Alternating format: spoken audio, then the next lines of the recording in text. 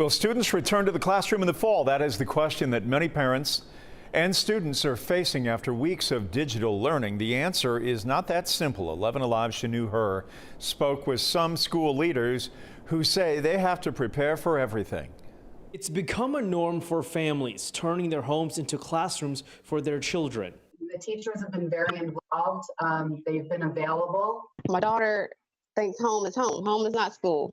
So we shouldn't have to do work 24/7. Parents are sharing different experiences with remote learning, but Fulton County Schools Superintendent Dr. Mike Looney says they've been doing their best to serve all students. We actually, as a school district, did a survey because we wanted our parents to give us feedback about how we're doing. And overwhelmingly, the feedback was positive.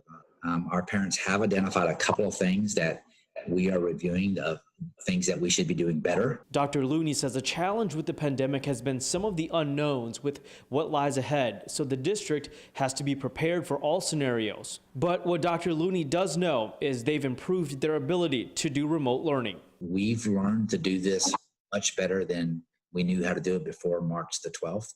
And so we're taking those lessons learned and we're going to apply it to the 2.0 version of remote learning. DeKalb County Schools Superintendent finalist Dr. Rudy Cruz says some learn better with face-to-face interaction, but during these times, schools need to be ready.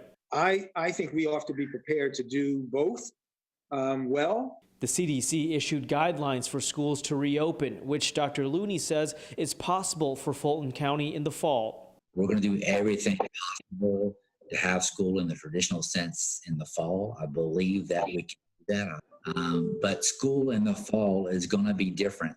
He says buildings are going to be extra clean and leaders will have to rethink big school gatherings. We have to take the lessons learned from this experience and apply them to our knowledge base to make school even better in the future.